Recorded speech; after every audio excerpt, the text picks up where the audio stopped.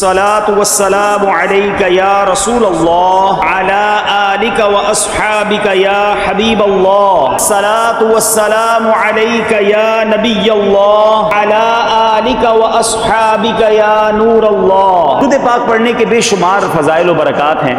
مصطفیٰ جان رحمت صلی اللہ تعالی علیہ وسلم کا بڑا ہی خوبصورت فرمان عالی شان ہے۔ میرے آقا فرماتے ہیں ومن صلی علیہ مئۃ صلی اللہ علیہ الفا، جو مجھ پر 100 بار درود پاک بھیجے اللہ کریم اس پر 1000 رحمتیں نازل فرمائے گا۔ ومن زاد صبابۃ وشوقا کنت له شفیعا وشہیدا یوم القیامہ، اور جو شوق و محبت کے ساتھ اس میں اور زیادتی کرے تو قیامت کے دن میں اس کا شفیع اور گواہ ہوں گا۔ صلو علی الحبیب صلی اللہ تعالی علی محمد صلی اللہ علیہ وسلم۔ آج کل کاروباری لوگ بیٹھے ہیں، ہم بیلنس شیٹ بناتے ہیں۔ پہلے تو بیلنس شیٹ بنانے میں بہت ٹائم لگتا تھا، جب ہاتھ سے بناتے تھے ملتی ہی نہیں تھی۔ اب جب سے سافٹ ویئر آ گئے تو روز بٹن دبائیں روز بیلنس شیٹ نکل آتی ہے کہ بھائی آج کیپٹل کتنا ہے، آج لاس کتنا ہے، آج پروفٹ کتنا ہے۔ سافٹ ویئر نے لائف آسان کر دی، ورنہ اکاؤنٹنٹ کو 3 دن پہلے کہنا پڑتا تھا جب جا کے بیلنس شیٹ بنتی تھی، ٹھیک ہے نا۔ لیکن ہم بیلنس شیٹ بناتے ہیں، اس کا طریقہ کیا ہوتا ہے کہ debit side credit side plus minus کر کے آپ کا میرا بیلنس کیپٹل سامنے آ جاتا ہے۔ رمضان میں بھی کئی لوگوں نے بنائی ہوگی جن کو زکوٰۃ دینی ہوگی، لیکن آن دا ڈے آف ججمنٹ قیامت کے دن بھی ایک بیلنس شیٹ بنے گی، قیامت کے دن بھی ایک اکاؤنٹ کھلے گا۔ اس میں کیا ہوگا کہ میزان عمل لگایا جائے گا، لوگوں کے اعمال تولے جائیں گے، ایک پلڑا نیکیوں کا ہوگا، ایک پلڑا گناہوں کا ہوگا۔ اچھا یونیکنیس بتاؤں کہ جو میزان عمل ہوگا نا، ترازو، دنیا کے ترازو میں جو پلڑا بھاری ہوتا ہے وہ پلڑا جھک جاتا ہے، مگر قیامت کے دن جو پلڑا بھاری ہوگا وہ اوپر ہو جائے گا۔ اچھا اب کیا ہوگا؟ قرآن کہتا ہے سورہ قاریہ میں فَأَمَّا مَنْ ثَقُلَتْ مَوَازِينُهُ، جس کی نیکیاں کی جو پلڑا ہے وہ بھاری ہو گیا، ہیوی ہو گیا، کیا ملے گا اسے؟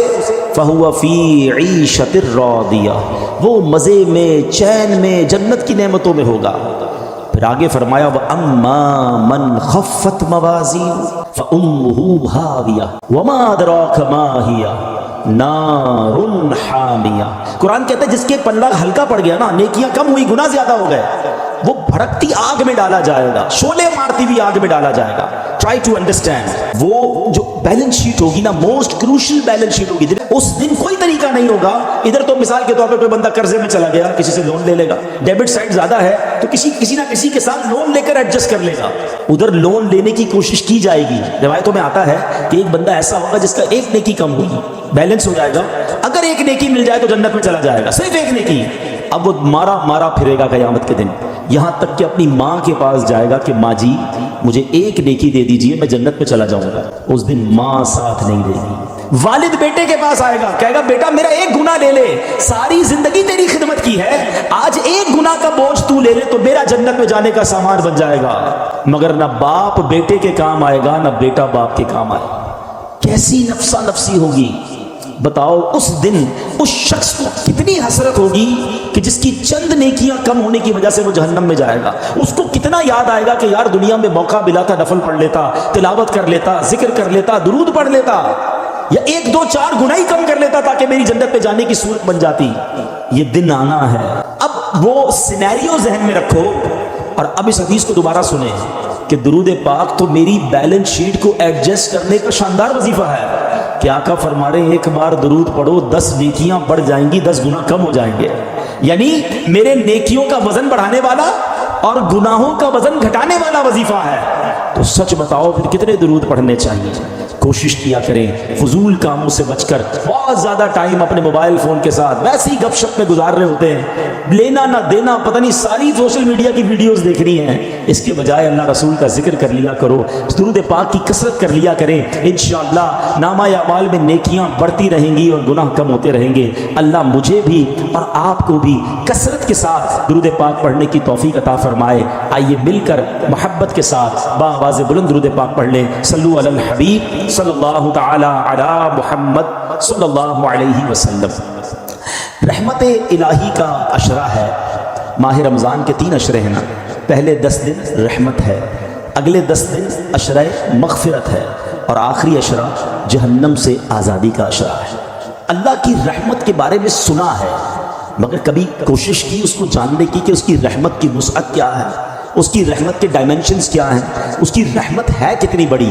آؤ آج اللہ کی رحمت کی بات کرتے ہیں، آج اللہ سے محبت کی بات کرتے ہیں، وہ کریم ہم پر کتنا مہربان ہے، آج اس پر بات کرتے ہیں، کس طرح اس کی مجھ پر اور آپ پر مہربانیاں ہیں۔ یاد رکھیں دنیا میں کوئی کسی سے پیار کیوں کرتا ہے؟ What is the reason?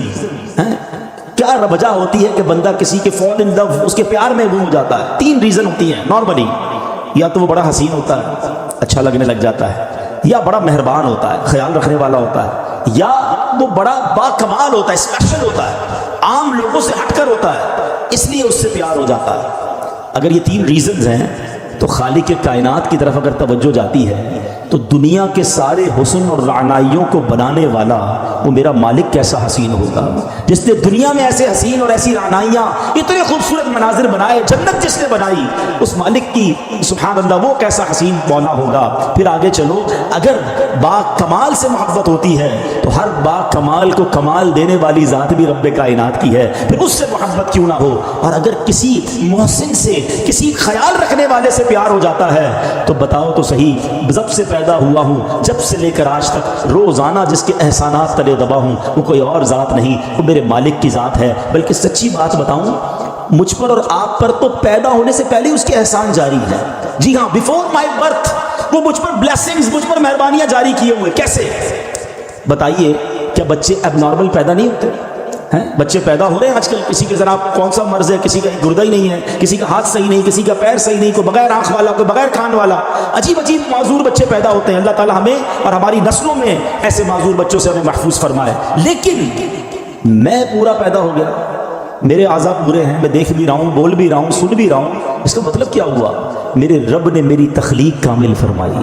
ماں کے پیٹ میں جب میری تخلیق ہو رہی تھی، میرے اس کریم مولا نے مجھ پر یہ مہربانی کی کہ میرے کوئی پارٹ آف باڈی، کوئی آرگن آف باڈی کم نہ تھا، میں کسی بڑی بیماری میں نہیں تھا، پیدا ہوتے ہی شوگر کا مریض نہیں ہوں۔ یہ کتنی بڑی میرے رب کی مجھ پہ مہربانی میری پیدائش سے پہلے سے جاری ہے۔ اور سچ پوچھو، اس سے بڑی مہربانی بتاتا ہوں، وہ یہ ہے کہ اللہ نے مجھے اور آپ کو مسلمان گھرانے میں پیدا کر دیا ہے۔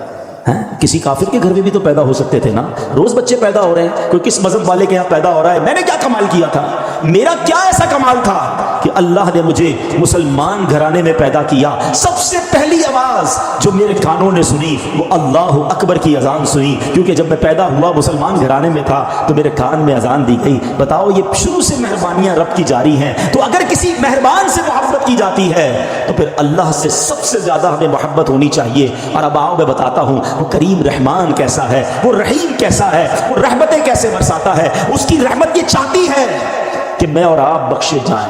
روایتوں میں آتا ہے، حضرت ابو سعید خدری رضی اللہ عنہ راوی ہیں اور نبی پاک علیہ السلام کی حدیث ہے۔ یہ واقعہ خود نبی پاک نے صحابہ کو سنایا تھا کہ ایک شخص تھا بنی اسرائیل میں، وہ اس نے 99 قتل کیے۔ حدیث پاک کا خلاصہ ہے 99 مرڈرز۔ اور اس کے بعد اسے خیال آیا کہ یار بہت ہو گیا، کتنے گناہ کرے گا، اب تو توبہ کر لیں۔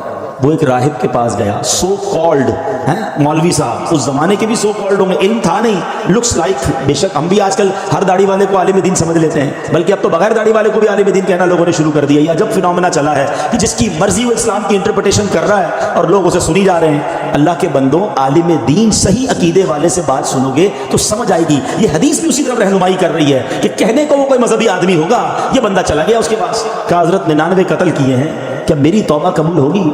وہ بندہ، اس نے کہا خدا کا خوف کر، 99 بندوں کا قاتل، تیری توبہ قبول نہیں ہونی۔ اس نے اس بندے کو اللہ کی رحمت سے مایوس کر دیا۔ اب وہ پہلے